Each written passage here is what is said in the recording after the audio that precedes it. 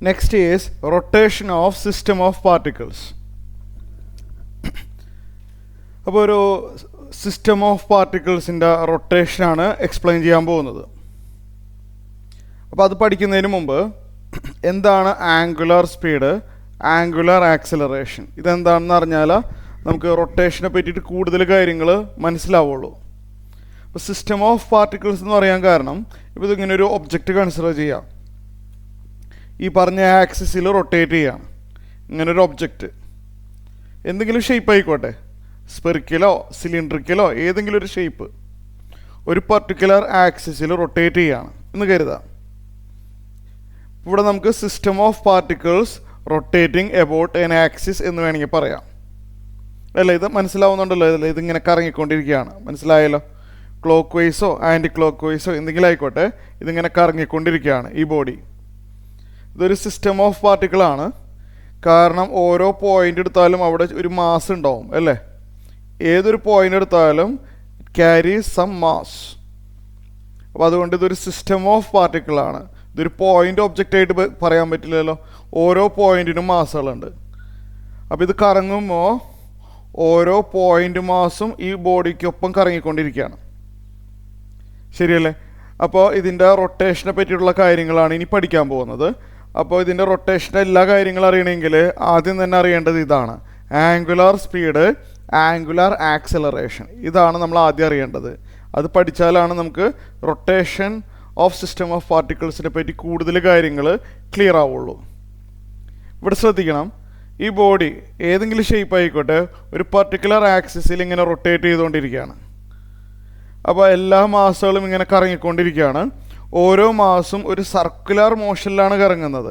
ഈ ഡയഗ്രം കണ്ടാൽ അറിയാമല്ലോ. അല്ല, ഉദാഹരണത്തിന് ഇതേ ഇവിടെ ഒരു പോയിന്റ് മാസ് ഉണ്ട്. ഇത് ഫുള്ള് കറങ്ങുന്നതിനനുസരിച്ച് ഈ പോയിന്റ് മാസ് ഒരു സർക്കുലർ അല്ലേ വേയിലാണ് കറങ്ങുന്നത്. ഈ പോയിന്റ് മാസമല്ല, എല്ലാവരും ഈ ബോഡിയിലുള്ള ഓരോ പോയിന്റ് മാസസും സർക്കുലർ മോഷനിലാണ്, ശരിയല്ലേ? അപ്പോൾ ഒരു ബോഡി സർക്കുലർ മോഷനിൽ വരുമ്പോൾ രണ്ട് ഇമ്പോർട്ടൻ്റ് ആയിട്ടുള്ള ടേംസുകൾ അവിടെ വരുന്നുണ്ട്. ഒന്ന് ആംഗുലാർ സ്പീഡ്, ആംഗുലാർ ആക്സിലറേഷൻ. അപ്പോൾ അതെന്താണെന്ന് ഞാൻ പറഞ്ഞുതരാം. അപ്പോൾ എന്താണ് ആംഗുലാർ സ്പീഡ്? ഇപ്പോൾ ഒരു സർക്കുലർ മോഷൻ കൺസിഡർ ചെയ്യുക. ഇപ്പോൾ ഇതൊരു സർക്കുലർ മോഷനാണല്ലോ, ഓരോ ബോഡിയും പഠിച്ച കാര്യമാണല്ലോ. സർക്കുലർ മോഷൻ പഠിച്ചിട്ടില്ലേ? ഒരു ബോഡി ഒരു സർക്കുലർ മോഷനിലാണെന്ന് വിചാരിക്കും. ഒരു ഒബ്ജക്റ്റ് മാസ് എം ആണെന്ന് വിചാരിക്കുക, അതൊരു സർക്കുലർ മോഷനിലാണ്, ഇതിങ്ങനെ കറങ്ങിക്കൊണ്ടിരിക്കുകയാണ്. അപ്പോൾ എന്ത് സംഭവിക്കും? ഇനീഷ്യലി ഇങ്ങനെയായിരുന്നു ഉണ്ടായിരുന്നത്, ഇത് കറങ്ങാണ്, മനസ്സിലായല്ലോ? ഈ ബോഡി ഈ സെൻറ്ററിൽ ഈ സർക്കിളിൽ ഇങ്ങനെ കറങ്ങിക്കൊണ്ടിരിക്കുകയാണ്. ഇപ്പോൾ അപ്പോൾ നമുക്ക് ഈ ആംഗുലർ സ്പീഡ് എന്താണെന്ന് ഞാൻ പറഞ്ഞുതരാൻ വേണ്ടിയാണ് കേട്ടോ. ഇത് കറങ്ങുമ്പോൾ ഇപ്പോൾ ചെറിയൊരു ടൈം ഇൻ്റർവെല്ലിൽ ഇവിടെ ഉണ്ടായിരുന്ന ബോഡി ഇവിടെ എത്തി. ചെറിയൊരു ടൈം ഇൻ്റർവെല്ലിൽ ഇവിടെ ഉണ്ടായിരുന്ന ബോഡി ഇവിടെ എത്തി. അപ്പോൾ ഇത്രയും ആംഗിൾ അവിടെ ഉണ്ടാക്കിയെന്ന് പറയാൻ പറ്റും അല്ലേ? ശരിയല്ലേ? ഇത്രയും ആംഗിൾ അവിടെ ഫോം ചെയ്തു. അപ്പോൾ ഇത് കറങ്ങുന്നതിനനുസരിച്ച് ഈ ആംഗിളും കൂടിക്കൊണ്ടിരിക്കും.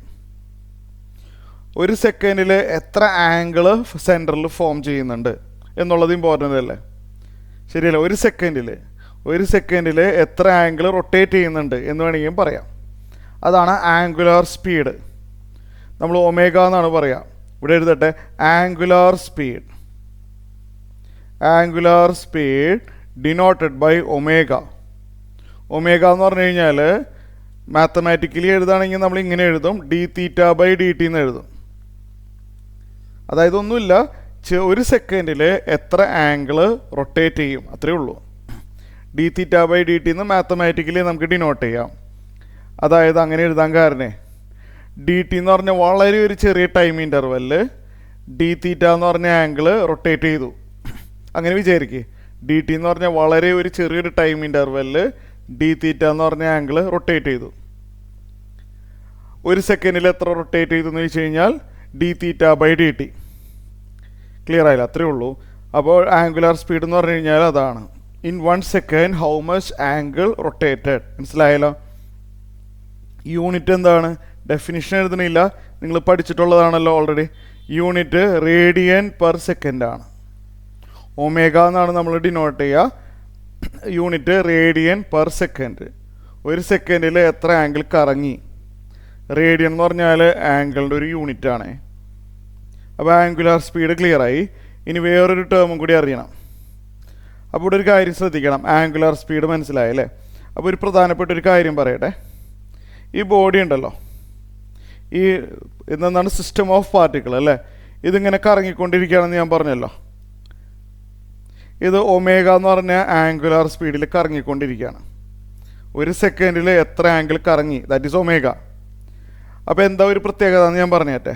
ഈ സിസ്റ്റം ഓഫ് പാർട്ടിക്കിളിലുള്ള എല്ലാവർക്കും ഒരേ ഒമേഗ ആയിരിക്കും, ഒരേ ആംഗുലാർ സ്പീഡായിരിക്കും അല്ലേ? എല്ലാവരും അല്ല, ഒരു സെക്കൻഡിൽ ഫിക്സഡ് ആയിട്ടുള്ള ആംഗിൾ ആയിരിക്കും കറങ്ങിയിട്ടുണ്ടാവുക എല്ലാവർക്കും, ഒരാൾക്ക് മാത്രമല്ല. അപ്പോൾ ഈ പോയിൻ്റ് മാസ് ഈ ആക്സിസിൽ നിന്ന് എത്ര ഡിസ്റ്റൻസ് അകലെയാണെങ്കിൽ പോലും എല്ലാ ഒബ്ജക്റ്റും സർക്കുലർ മോഷനിലാണ്. എല്ലാവരും ഒമേഗ എന്ന് പറഞ്ഞ ആംഗുലാർ സ്പീഡിൽ കറങ്ങും. അത് ഇമ്പോർട്ടൻ്റ് ആണ്, മറന്നുപോവില്ലല്ലോ. അപ്പോൾ omega will be same. Clear ആയല്ലോ? അതൊന്നും ഓർമ്മയുണ്ടായാൽ മതി. അപ്പോൾ ആംഗുലാർ സ്പീഡ് ക്ലിയർ ആയി. ഇനി ആംഗുലാർ ആക്സലറേഷൻ കൂടി അറിയണം. ആംഗുലാർ ആക്സലറേഷൻ നമ്മളത് ആൽഫ എന്നാണ് ഡിനോട്ട് ചെയ്യുക. ആൽഫ. എന്താണ് angular acceleration?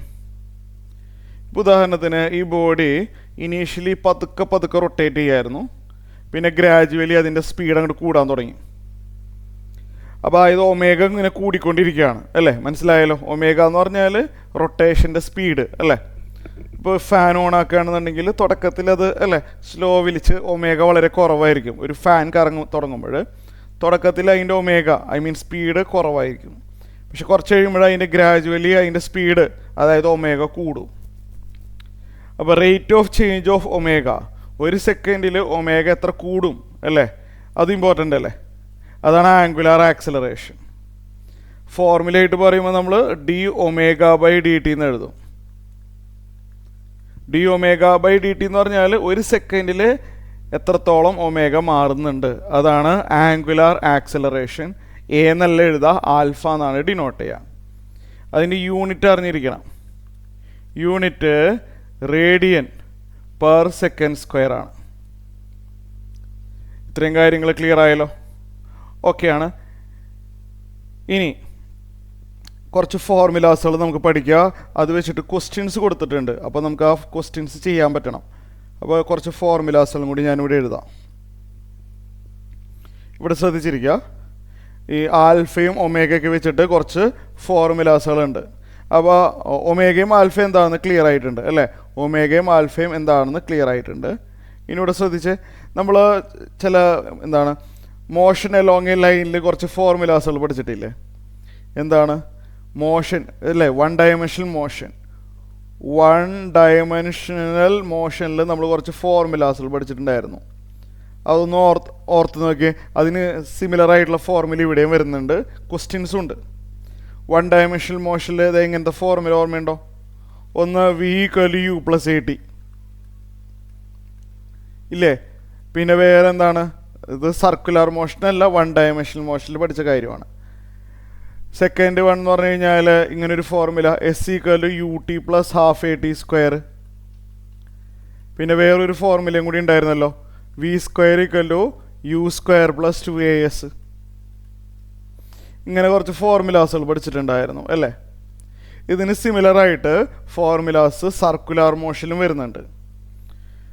Uniform circular motion. Uniform എന്ന് പറഞ്ഞു കഴിഞ്ഞാൽ ഒമേഗ ഫിക്സഡ് ആണ്, അല്ലെങ്കിൽ വേണ്ട, omega may be changed. Okay, omega may be changed.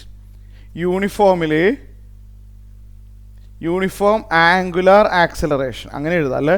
Uniform angular acceleration ഉള്ള ഒരു സർക്കുലർ മോഷൻ. ആൽഫ ഇല്ലേ? ആൽഫ ഫിക്സഡ് ആയിട്ട് നേരത്തെ എഴുതിയതിൽ എ ഫിക്സഡ് ആണ്, ഇവിടെ ആൽഫ ഫിക്സഡ് ആണ്.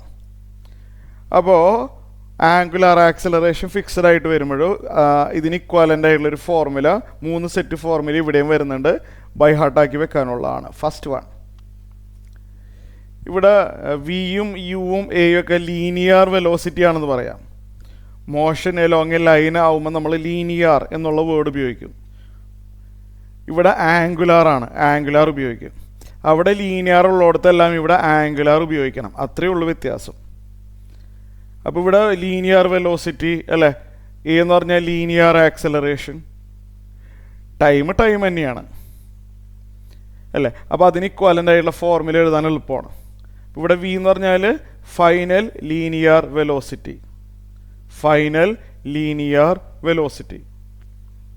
ഇവിടെ അതിന് ഇക്വാലൻ്റ് ആയി എഴുതുമ്പോൾ ഫൈനൽ ആംഗുലാർ വെലോസിറ്റി അല്ലെങ്കിൽ ആംഗുലാർ സ്പീഡ് അല്ല. അവിടെ വി വരുമ്പോൾ ഇവിടെ ഒമേഗ, അവിടെ ഫൈനൽ ലീനിയർ വെലോസിറ്റി, ലീനിയർ മാറ്റിയിട്ട് ഇവിടെ ആംഗുലാർ പറയുന്നു. ഫൈനൽ ആംഗുലാർ വെലോസിറ്റി, അതായത് ഞാൻ നേരത്തെ പറഞ്ഞ പോലെ ഒരു ഫാൻ ഓൺ ആക്കുമ്പോൾ തുടക്കത്തിൽ അതിൻ്റെ ഒമേഗ വളരെ കുറവായിരിക്കും, പിന്നെ ടൈം കൂടുന്നതിനനുസരിച്ച് ഒമേഗ കൂടാൻ തുടങ്ങും. ഓക്കെ, അവിടെ ഇനീഷ്യൽ ലീനിയർ വെലോസിറ്റി, ഇവിടെ ഇനീഷ്യൽ ആംഗുലാർ വെലോസിറ്റി. ഇനീഷ്യലി ഫാനിനൊരു ആംഗുലാർ സ്പീഡ് ഉണ്ടാവുമല്ലോ, അത് അങ്ങനെ കരുത്, അപ്പോൾ ക്ലാരിറ്റി ഉണ്ടാവുമല്ലോ. ഇവിടെ എ എന്ന് പറഞ്ഞാൽ ലീനിയർ ആക്സലറേഷൻ, ലീനിയർ മാറ്റി ഇവിടെ ആംഗുലാർ ആക്കുമ്പോൾ ആംഗുലാർ ആക്സലറേഷൻ ആൽഫ. ടി എന്നുള്ളത് ടി തന്നെ. അപ്പോൾ അത് ബൈ ഹാർട്ടാക്കി ഇത് നിങ്ങൾക്ക് എഴുതാൻ ബുദ്ധിമുട്ടുണ്ടാവില്ല. ഒമേഗ 0 എന്ന് പറഞ്ഞാൽ ഇനീഷ്യൽ ആംഗുലാർ സ്പീഡ്, മനസ്സിലായില്ലേ. ഇനി അടുത്തത് എസ്. എസ് എന്ന് പറഞ്ഞാൽ ലീനിയർ ഡിസ്പ്ലേസ്മെൻറ്റ്. എസ് എന്ന് പറഞ്ഞു കഴിഞ്ഞാൽ ലീനിയർ ഡിസ്പ്ലേസ്മെൻറ്റ്. ഇവിടെ ആംഗുലാർ ഡിസ്പ്ലേസ്മെൻറ്റ്. ആംഗുലാർ ഡിസ്പ്ലേസ്മെൻറ്റ് എന്ന് പറഞ്ഞാൽ എത്ര ആംഗിൾ റൊട്ടേറ്റ് ചെയ്തു എന്നല്ലേ അതിൻ്റെ അർത്ഥം അല്ലേ. ടൈം മാറുമ്പോൾ ഈ ആംഗിളിൻ്റെ റൊട്ടേഷനും കൂടിക്കൊണ്ടിരിക്കും. അപ്പോൾ ലീനിയറിന് വരെ angular. Angular displacement is denoted by theta. U എന്ന് പറഞ്ഞാൽ അറിയാമല്ലോ, ഇനീഷ്യൽ, അതിന് corresponding initial angular speed omega 0 t plus half into a t സ്ക്വയറിൽ എ മാറ്റിയിട്ട് ആൽഫ എഴുതണം. റീസൺ അറിയാമല്ലോ. പിന്നെ ലാസ്റ്റ് ഇക്വേഷൻ ഇതെല്ലാം പഠിക്കാനുള്ളതാണ്. വി സ്ക്വയർ എന്ന് പറഞ്ഞാൽ ഫൈനൽ ലീനിയർ സ്പീഡ് സ്ക്വയർ, ഇവിടെ വരുമ്പോൾ final angular speed square omega 0 omega square. U എന്ന് പറഞ്ഞാൽ ഇനീഷ്യൽ ലീനിയർ സ്പീഡ്, ഇവിടെ ഇനീഷ്യൽ ആംഗുലാർ സ്പീഡ് 2 ഇൻറ്റു എക്ക് പകരം ആൽഫ ആംഗുലാർ ആക്സലറേഷൻ. എസ് എന്ന് പറഞ്ഞാൽ ലീനിയർ ഡിസ്പ്ലേസ്മെൻറ്റ്, ഇവിടെ ആംഗുലാർ ഡിസ്പ്ലേസ്മെൻറ്റ് തീറ്റ. തീറ്റ എന്ന് പറഞ്ഞാൽ മനസ്സിലായില്ലേ, ഒരു ടി എന്ന് പറഞ്ഞ ടൈം കൊണ്ട് എത്ര ആംഗിൾ റൊട്ടേറ്റ് ചെയ്തിട്ടുണ്ട്. ഈ എഴുതിയതെല്ലാം ബൈ ഹാർട്ടാക്കാനുള്ളതാണ്. ഇത് ഹൈലൈറ്റ് ചെയ്ത് വെച്ചോ. ഇത് എഴുതിയിരിക്കുന്നത്, അപ്പോൾ ഇത് മറന്നുപോയാലും ആ പഴയ ഫോർമുലയായിട്ട് കമ്പയർ ചെയ്ത് നിങ്ങൾക്കിത് എഴുതാൻ ബുദ്ധിമുട്ടുണ്ടാവില്ലല്ലോ. അപ്പോൾ ഈ എഴുതിയ ഫോർമുലാസുകൾ ബൈ ഹാർട്ടാക്കുക. ഇത് വെച്ചിട്ട് ക്വസ്റ്റ്യൻസ് ഉണ്ട്. ഇത് അപ്പോൾ ഈ ഒമേഗയും ആൽഫയൊക്കെ നല്ലപോലെ ക്ലിയർ ആയാൽ മാത്രമേ നമുക്കിനി സിസ്റ്റം ഓഫ് പാർട്ടിക്കിളിൻ്റെ റൊട്ടേഷനെ ബേസിസുള്ള കൂടുതൽ കാര്യങ്ങൾ മനസ്സിലാവുള്ളൂ.